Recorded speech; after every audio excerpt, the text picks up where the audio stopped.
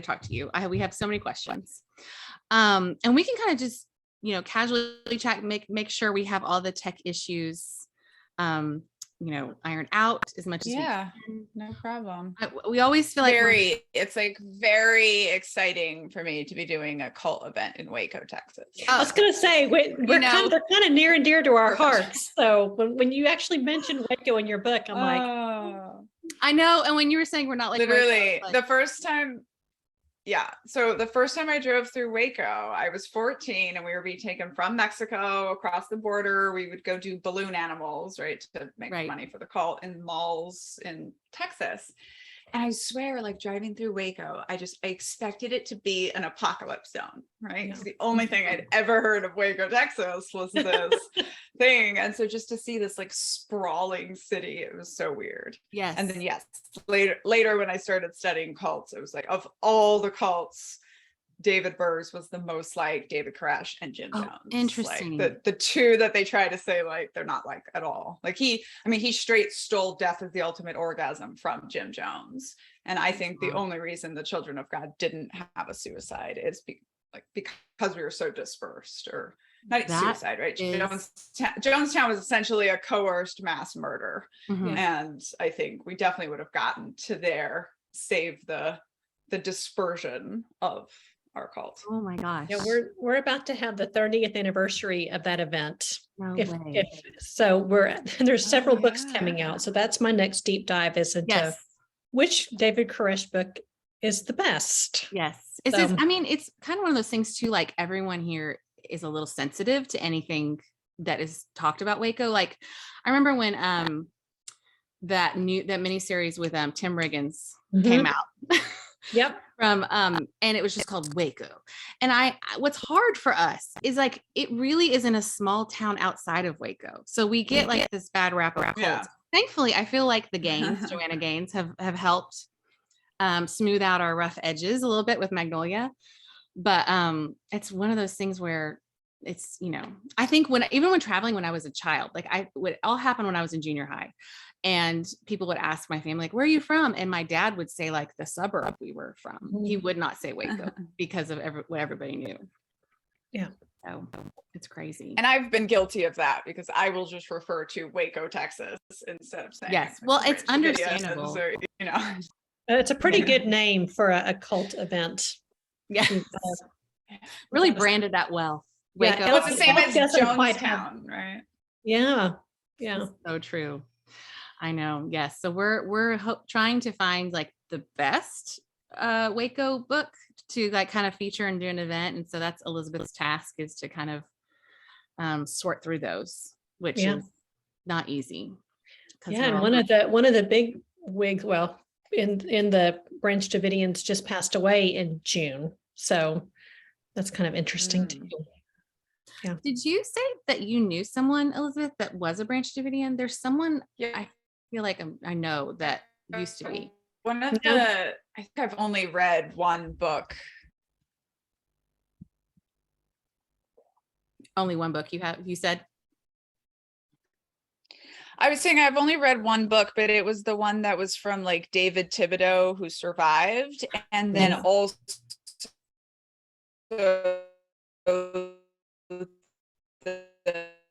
I think you're going out a little bit. I'm sorry.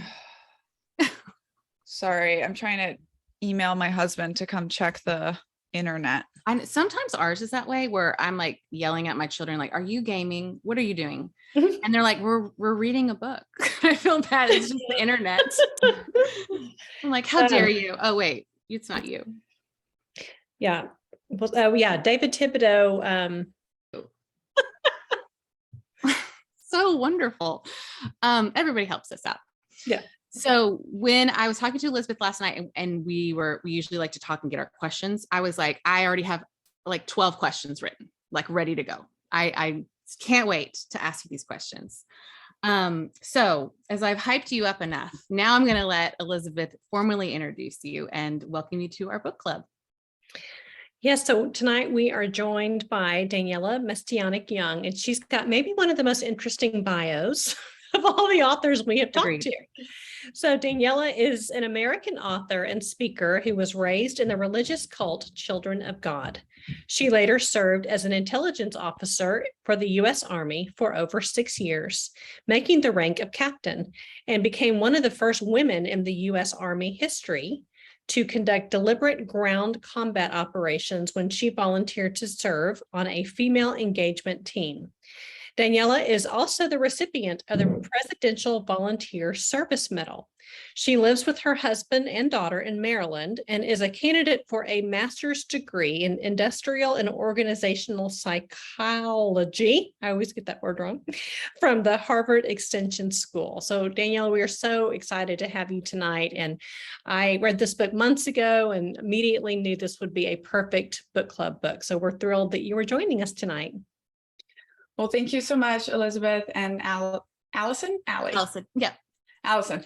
As I was saying before the recording started, I was 6 years old when the Branch Davidians event occurred in Waco, Texas, hearing all the things I was hearing about it from within inside this cult. So it really feels lovely and full circle to have my first book club event be done in Waco, Texas. Oh, that feels right. And I am kind of curious before we get started on questions formally, what was it like hearing about the Waco event while you were in a cult? I mean, I guess they didn't consider themselves a cult maybe, but what was that information stream like? So, as they say, the first rule of cults is you're never in a cult. Yeah. Right? So, we definitely, I would say it should have been a warning sign to me that we spent so much time talking about why we weren't a cult. But like a big part of our training as children was defending against this idea that we were a cult. So when Waco, Texas happened, it was both this like, you see, we told you the American government was evil. Like we told you they're out to hurt children, but also, oh, but we're not a cult. We're not them. We're different from them, right? David Koresh thought he was Jesus. That's obviously crazy. Grandpa is not Jesus. He's just the prophet. So, this is the way it's presented to us. And of course, to me, I'm 6 years old and I'm just thinking, well, I will say when I actually arrived in Waco, Texas at 14 years old, I just expected the whole thing to be an apocalypse landscape because, that was the images that I had. Right. That is so true. Well, I'd love to hear kind of like how you got this book deal, your idea about writing the book. I've heard that the death of Vanessa, I don't know if I can pronounce her last name correctly, Guillen? Oh, maybe that's what, I'm sorry. Which happened almost like an hour south of us, kind of inspired that a little bit for you. I'd love to hear more. Yeah. So, I think when you have an interesting life, everyone tells you to write a book, or at least as long as I have been talking about it, people are like, you should write a book. And I always think I was going to in some way. I know in 2018, I read the book Educated and I said, oh, why didn't I write that book first? And I said, actually, that's going to be my model. I'm going to go write the next Educated. And I knew I didn't necessarily have the skills to do it quickly because I could see this pattern recognition that we're living through, like the culting of America. And I said, okay, I want to write something about my experience. But I think there's still this like why that you need to have when you write a memoir. Like, why am I going to blow up my whole life and put my mom and people through all this pain? And wasn't really sure. And then this woman, Army soldier named Vanessa Guillen she went missing at Fort Hood, which is in, Killeen, Texas area. And they didn't look for her, or they didn't find her for over 60 days. So the Army did this sort of half-hearted attempt to locate the soldier. They claimed she was AWOL. And the thing about the 60 days is that if a rifle goes missing in the United States Army, for more than 60 minutes, the entire post will shut down.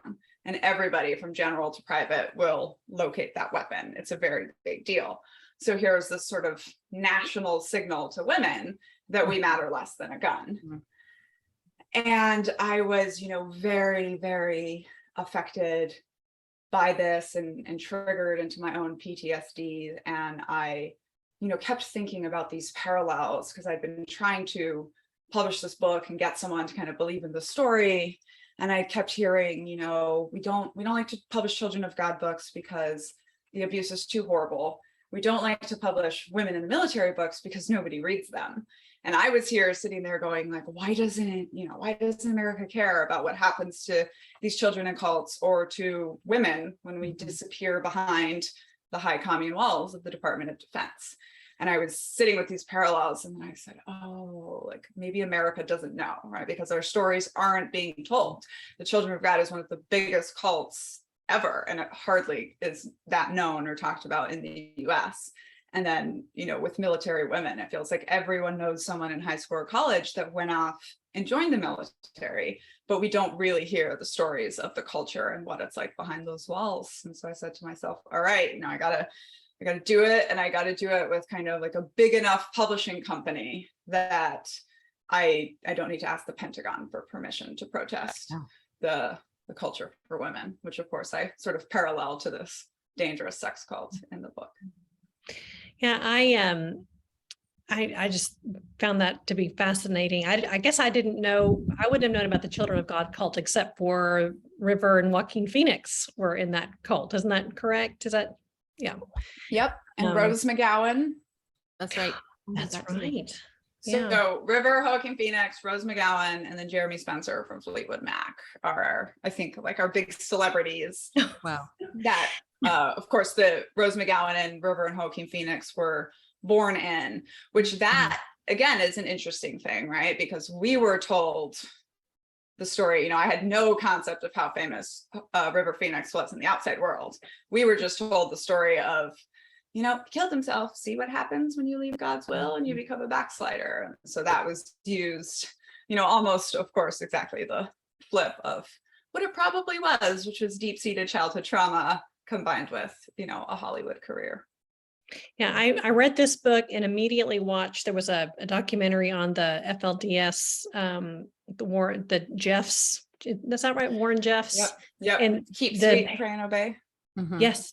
And it really seemed like there was a lot of parallels there as well with this giving yourself permission to basically harm little girls. So yes, an interesting thing that happened for me when I started reading about all these cults, and I was thinking like, okay, it's Christianity is the problem, because I was reading about FLDS and it was so similar, and then I read one about Scientology and it was so similar, and I was like, oh no, it's just mind control, right? That is. I'm actually working on an essay called Keep Sweet, Rank and Obey, and it's going to be about attitude policing and how that works in cults and the military, and how that like helps us keep control. And something else I thought really interesting from that documentary was at the end where the ex-member of the FLDS says, I'm out and I'm never going back, but I would say that the people in the cult are happier than the people I've met on the outside. And I think that's a very interesting thing about human behavior. I always say cults do some things right. And many of those things are, motivation, purpose, and this strong sense of community that, those of us that experience it, even when it's really in a toxic way, like in a cult or sometimes at war, like we spend the rest of our lives chasing that group experience because it is so appealing to the human condition. Yeah, Sebastian Junger, I don't know if you ever read him. He was also military, but he talked about that in one of his, I think it's called Tribe. And it's even these women and children who were taken into Native American communities, when they came back to the white culture, did not like it because they didn't have that same sense of belonging. So that kind of rings true. But it's a bit hard when you leave Brazil, which I think is one of the friendliest cultures on earth. And, you come to the US and you're trying to fit in. Oh my goodness. Well, what is it like? What does it feel like to have such vulnerable words and trauma, and seeing it in print, really kind of reliving it and seeing the words and even talking about it to other people? Is it triggering, or is it healing, or a little bit of both? I would say certainly I started writing the book thinking I'm fine. And when I got to the end of the book and I read it back through, I was like, this person cannot be fine. This person probably needs a lot more therapy. So, which I have now. It was hard writing it. It was hard putting it on the page. I would say there was one chapter, it's chapter 17. It's not the one anyone expects, but it's the one where I talk about kind of why I joined the military and the toxic relationship that I fell into as a teenager after leaving the cult. And that one was very hard for me. Like, it felt like it was going to break me. And it was coming down to like admitting that I joined the military and telling the world that I joined the military because of these maybe less honorable reasons. Like, I was trying to escape a toxic relationship. And it was this point where I just had to decide, right? Am I going to put it all on the page or am I not? And I decided to do it.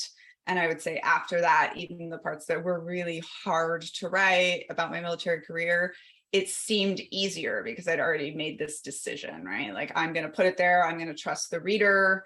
And I do get, of course, awful reviews of people saying terrible things, but for the most part, I feel like the reader really connects with the story. And there have been so many things I wanted to cut that readers have reached out and said, oh my God, I've had this exact experience, or I connected to this.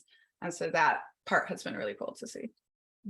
And I think just, what I told some of my family members that were very upset that I was writing a book was, I am not religious. I am a person that needs a purpose in life. And I want to make all this pain that I got through, that I spent so many years trying to run away from, finally realized I couldn't run away from it. Like, I want to make it mean something, and I want to make it matter to other people. And, when I read books like Educated and Glass Castle and these painful memoirs where people have put their experiences on the page, I learned so much about me. And so I hoped that I could use my story, even though it was really painful to live through, to do that for other people.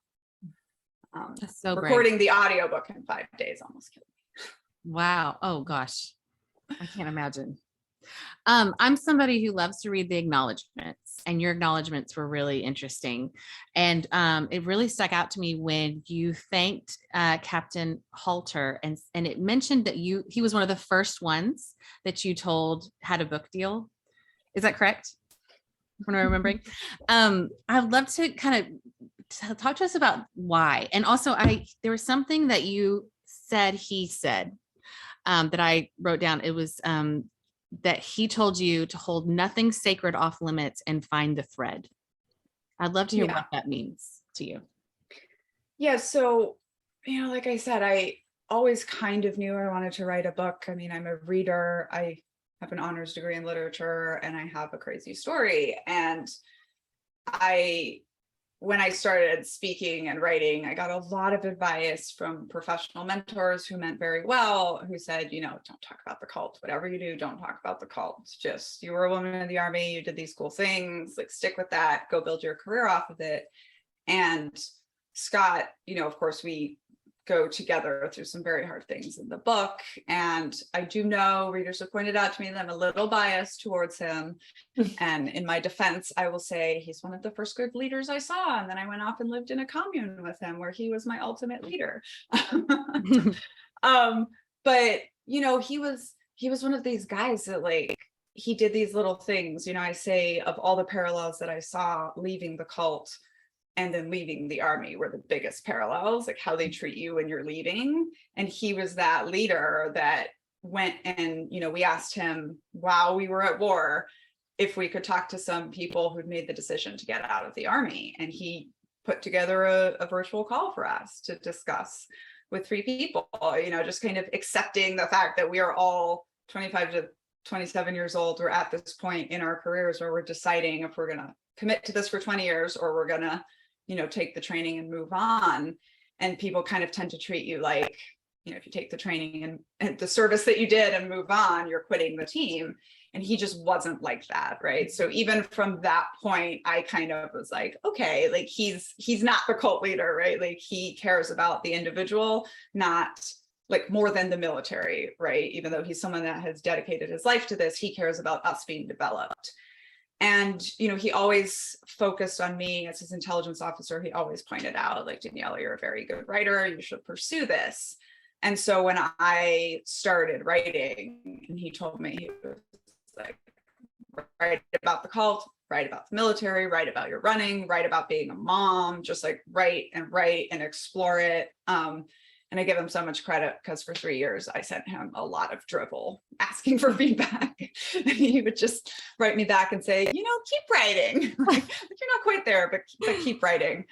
And it really was that line that he said to me was like, find the thread, right? You tell enough stories of your life enough times from enough different perspectives, and you're going to find the thread that runs through it all. And that was what led me to being like, you know, I'm into language and linguistics, and there's something about cult and culture, and you can't spell culture without cults. Like, let me go down this path. And this sort of eventually turned into Uncultured.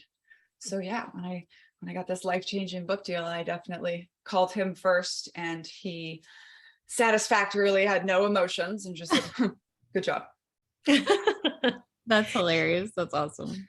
I'm really interested to talk to you about the military. Both of my parents were in the military. My mother was too, and they were in the Navy. But I'm curious to know, you know, do you feel like that was sort of an only option type of situation for you? I mean, I know a lot of people have said the military is a great place if you don't, you know, if you're not ready for college and you don't have a whole lot of support. I mean, do you feel that way, or do you feel like that was so attractive to you because you had been in this cult-like environment? So yes, and what was different about me was I'd already gone to college, right? So I got people going, whoa, like really? You're joining the military? You have so many other choices.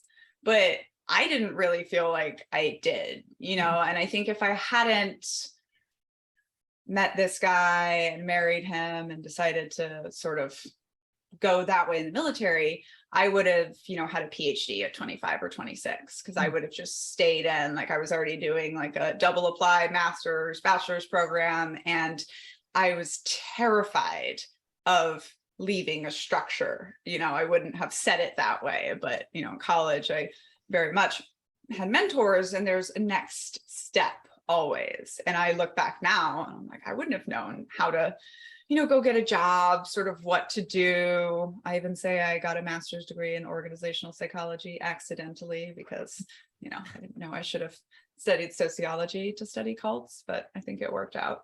And yeah, I felt, you know, then once I made the decision and I was in this relationship, I feel like I was kind of looking at, well, now you're either going to be the trailing spouse to a military man who's always first, or you're going to go also do it yourself. And I very much had this sense of like, he'd sort of backed me into this corner. So I was going to go do the army and do it better than him.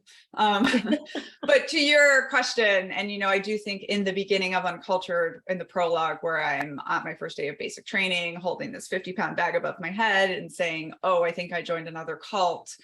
It wasn't like a feeling of panic. It was definitely like, okay, I know how to do this. You know, like I see now that I was being very triggered back into institutionalized behavior. But at the time I was just like, oh, I'm better prepared for this than most other people, right? I have been a soldier since I was born. The sexual atmosphere parallels, I think, were a lot less surprising, or a lot more surprising, but the militaristic parallels and sort of the group behavior and group function and put your head down and don't be an individual, I felt like I knew how to do that pretty well. It's really interesting. I love the part in the book when Danielle meets you in the plane on your way to Walter Reed. I felt like there was a real sense of rescue there, and it made me wonder, if you were to go back in time and you were to meet yourself at that moment, what would you say to yourself? At the moment when she meets me off the plane? Yes. Oh my God. It's a really therapy question there for you. Yeah. Geez, I think it would just be like, you did it, you survived, right? Like you got through it, which Danielle just came back from a very hard deployment herself. And that was what I said to her, right? You get home, you hug each other. It's like, you did it, you survived. Admission, this was trauma. We're going to process it, but you know, you made it through. I think that's what I would have said. I love it. That's good. Okay, so what is it like for you to find belonging now? Is this something you still struggle with? I know you mentioned earlier you're not religious. Do you struggle even joining a PTA?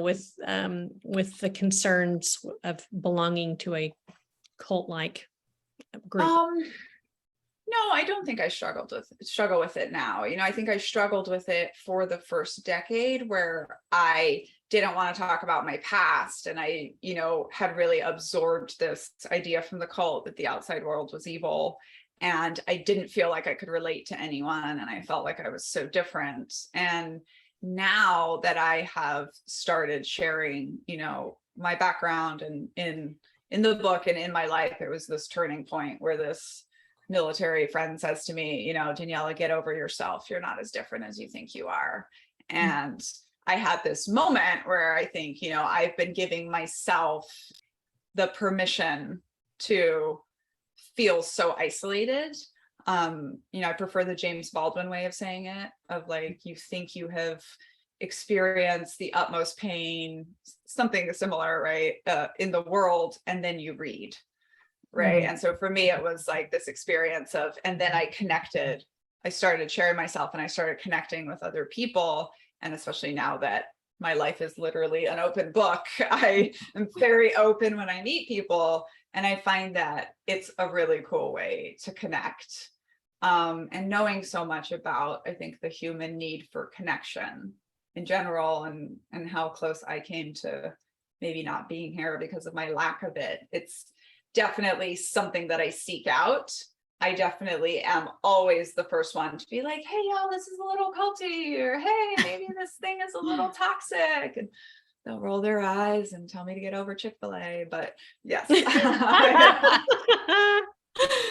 That is really, really funny. Oh my gosh. Has anyone reached out to you after this was published that your fellow soldiers or someone you went to college with any sort of message for you, like complete surprise or like, oh, this really connected the dots from our time together? That it just would be so interesting to hear that. Yes. A couple of people when I went to college from kind of my, what I would say was my inner core chess team circle, who, I was very much surface and not myself and trying to just be like, I was a missionary kid. I grew up somewhere else. And I had a couple of people be like, so you lied to us? And, we had to have this discussion of how like, right. Look, I said the best, I presented myself the best way I could, right? I was still figuring it out. But I've definitely had much more of the connection piece, right?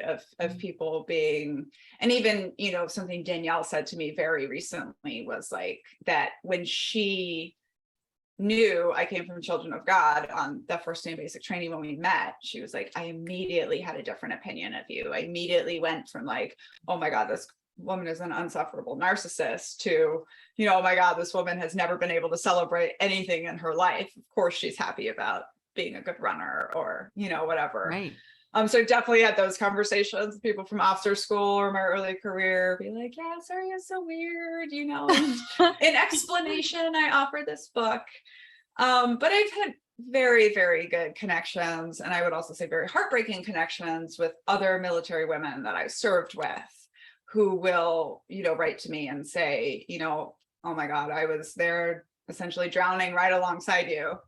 And we were not talking about this and we were all experiencing the same thing. I've had women veterans say, oh my God, get out of my diaries, and so I do think, both on the cult side and the woman veteran side, I was certainly telling my experience behind my eyes the whole time, but I did try really hard to kind of nail the culture and what it was like for, the average kid cult, average woman in the military, to give that sort of sense of what we go through. And I do think that people are really connecting with it.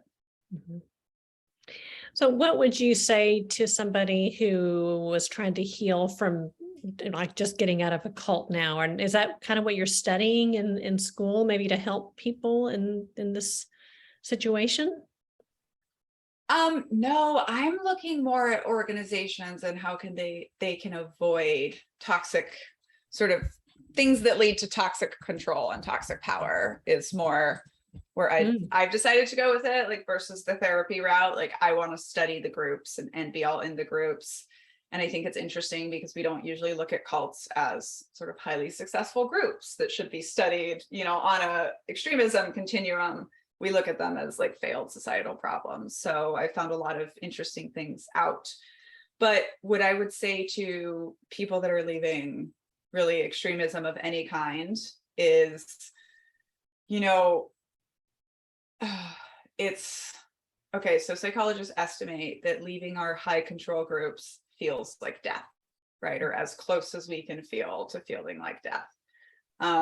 And it does, like, it's just so hard. And I told my mom when she left the cult 8 years after me, I said, hey, you're just going to struggle for 6 to 10 years. Just knowing that and knowing that, like, this is the process. When you leave high school, right? You go to college for 4 years and then you build yourself for 2 to 4 more years. Like you struggle and you're going to go through the same struggle to establish yourself.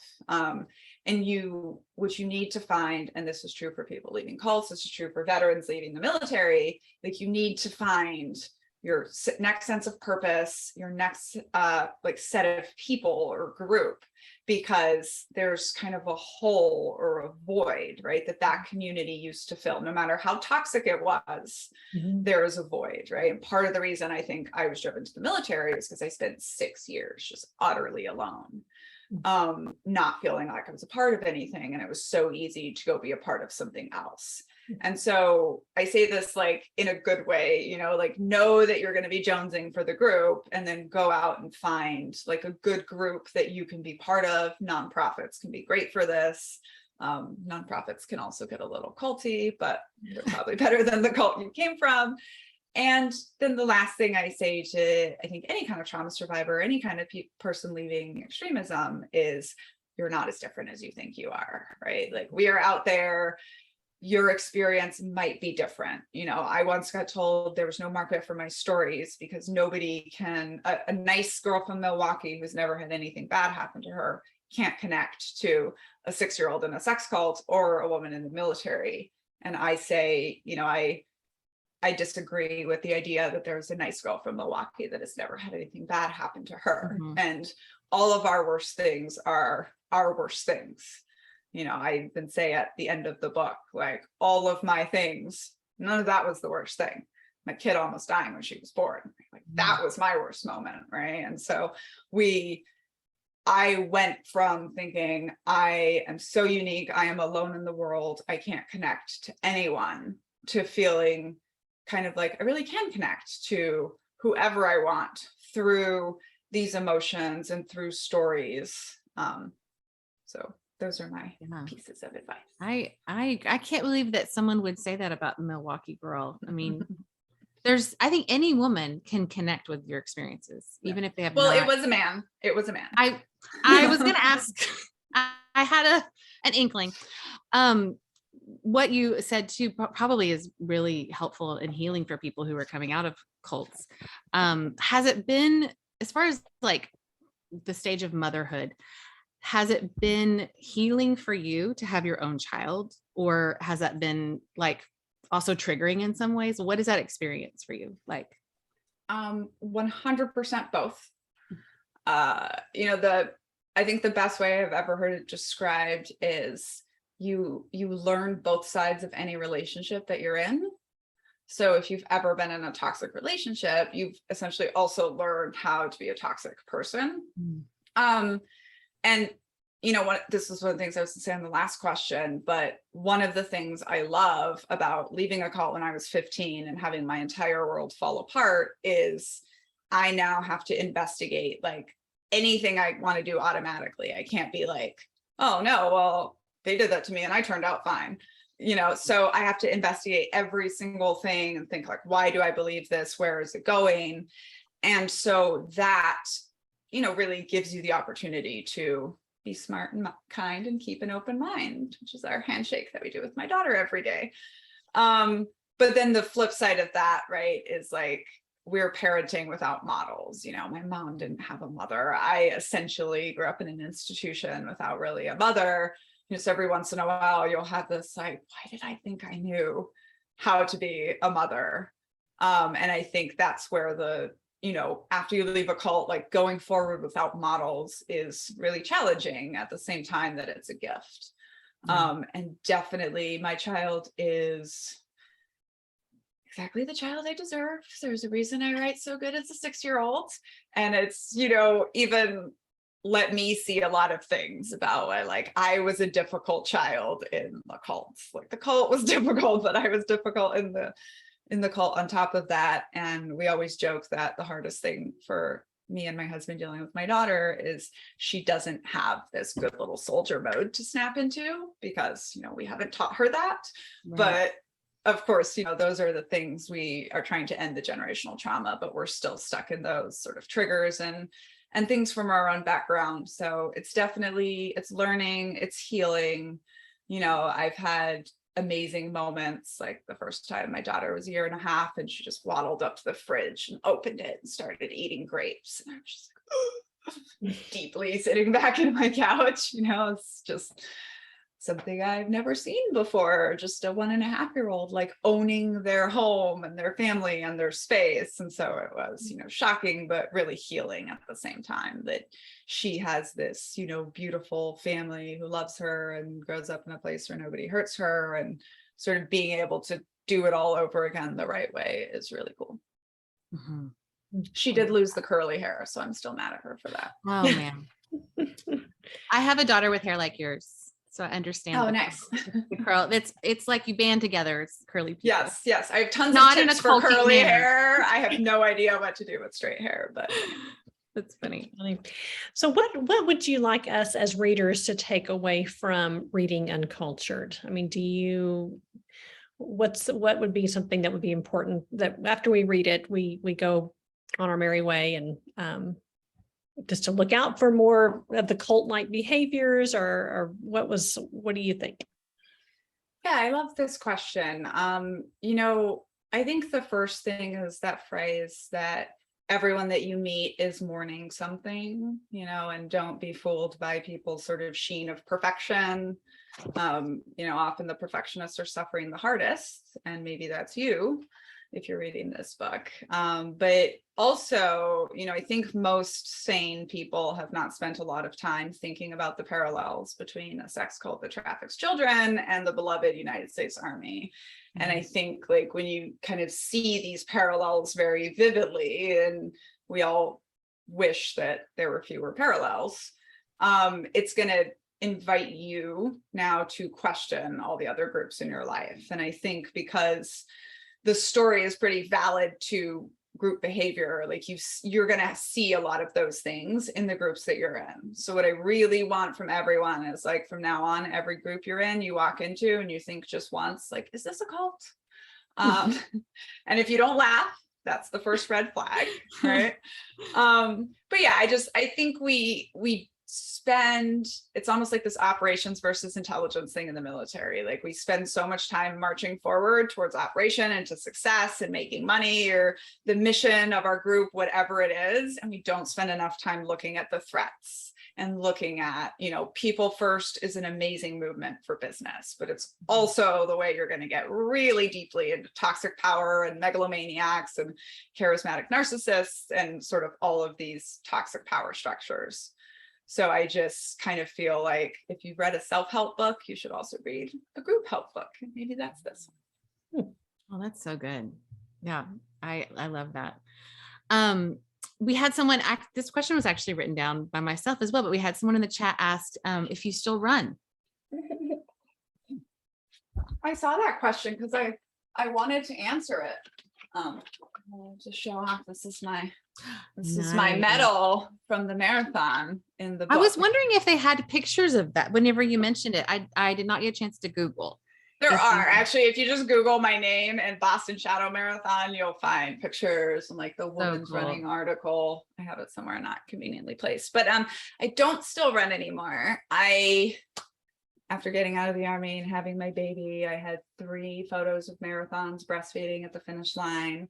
And then I broke, and I'm now recovering, and I'm realizing that maybe I got into the cult of running a little too hard, as I do, and sort of use that to try to outrun a lot of my life problems. So I'm currently walking and cycling and doing yoga, and maybe I will get back into running someday. I get that, definitely. Does anybody else have, oh, I see one more question. Brenda had one. Has the Children of God cult changed since you were in it, Daniella? Do you keep up with anything with that cult? And she said the name has changed. Yes. I mean, they've been trying to rebrand my whole life, so really the kind of deep sex part thing, when they were openly using religious prostitution and pedophilia, most of this was in my mom's lifetime and supposedly had ended and rebranded to just a nice child labor trafficking organization. So, of course, I think what's interesting with the group is like when you say, okay, we've changed, but we don't disavow what our founder said, because he can't be wrong. It's just that the world doesn't understand us. Of course, things just go underground, maybe into music recording studios, and continue to happen. They still exist. There's still about 1,400 people. They still bring in over $1 million a year. My grandfather still runs the money. But they are this kind of online church. And in 2009, they essentially realized that all of their primary members were sort of getting old and aging out. And the children like me that were raised, performing in these videos and selling them on the streets and really being the money makers for this cult had all just left in droves. So they did the whole kind of, hey, we're going to be here and be your online church, but all that stuff we told you about not being in the world, like, psych, go live your lives. So it's interesting, we have this kind of, there's those of us that left the cult, and there's this word is not great, but the never lefters, where it's like the people that it's almost like their religion or their life just sort of fell apart around them, and then they had to go back out and into the world. And it was also very interesting of this lesson that Scott Halter, my mentor, taught me, that where you stand is where you sit is where you stand, right? So seeing like all of these people that were raised in the cults and who ended up in urban centers generally goes one way, who ends up in, rural places go the other way. And because we all came from such the same background, it's very interesting. And I think it's a very telling delineation of what's going on in America right now. Gosh, so fascinating. I feel like I could sit and listen to you talk about this all for so long. I hope you have another book deal or anything in the works yet. I'm working on an idea called The Culting of America, which is sort of my explanation of why this book needed to come out and what we're going through right now. And kind of, I think as cult survivors, we see some things, or I would just say anyone that has lived under an autocratic dictator kind of sees a lot of things that are going on. And then with studying cults too, programming and isolation are two of the biggest things. And we're seeing today, in my grandfather's day, if a cult wanted to isolate you, they had to literally take you to their commune.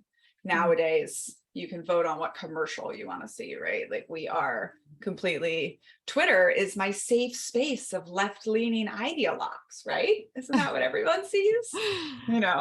Possibly. So we get into these silos, right? Because of AI, because of technology. So anyways, I'm looking at a book called The Culting of America, where I kind of look at all of these things, extreme statements about cults, and put them into context and some research for what we're experiencing in some of our big groups that are running our country today. Yeah. I love that first of all, your memoir is just astounding. And I do feel like I take things with me where I can look, like you're saying, like, is this a cult?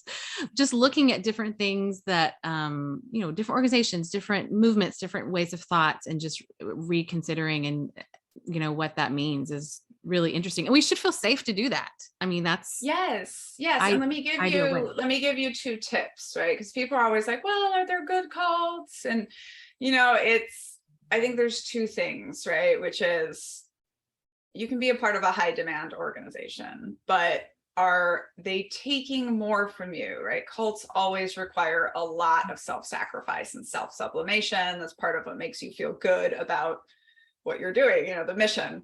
So are they requiring more of you, more of your time, more of your labor? Cults are always about labor, right? So then you are getting from them. An MLM would be a very good example of that, for example. And then the other thing is exit costs, right? Like, what are the exit costs to leaving this group? And I really like to emphasize that exit costs are not just money. Exit costs can be losing your community, losing your friends. One of the first things toxic groups do is get you only in that circle. So now all of a sudden it feels like death for you to leave. It can also just be losing face, right? This is the reason most people successfully get through basic training, because it's too embarrassing to go home. So there's, all kinds of exit costs. And so I think those two things, if you look at, like, yes, there's tons of markers of toxic groups, but I think anything can become a cult in your life. If it's requiring more of you than it's giving back, and the exit costs are essentially punitive to you leaving. Wow. So I do think CrossFit is a cult, but I think it's probably okay. I think as a business owner, it makes me want to have a really healthy exit process too, where people can leave well. Oh my God. And that, I'm telling you, that is just one of the biggest things, right? So my husband, Tom Young, 20 years in the Army, he gets to the special operations. He's had 16 years in, he's already had 5 deployments. And they ask him, okay, what extra professional development do you need? What times are you going to have to leave the unit to go get schooling for your own career? And he said, I don't have anything. I won't make my next rank. You can use me like a workhorse for 4 years, and then I'm retiring. And then he got pulled aside and basically chastised for saying he was going to quit the team when he just got to the team. Right. And it's this attitude. And this is what I think can be very problematic with religions, is that there's no concept of a life afterwards. So then you don't prepare for it. Right. Same thing with the military, but then very much like you said, with the company. Right. And some companies try to capture it with exit interviews, but I really do think there's so much to it. Right. Like, how do you farewell your people? How do you celebrate what they did? How do you celebrate failures while they're there so that they don't want to leave, right? There's a lot of those things that can be worked into the process where like I said, our Lieutenant Mafia still has a text chain, and we're always in contact with Colonel Halter, who spent 26 years in the military and doesn't begrudge any of us for moving on with our lives and doing the things that we did. So fascinating. Thank you so much, Danielle. This has been so good. And I can't wait to read all the other good things that you're writing, and even just, view things in a different lens because of what you very vulnerably wrote for us.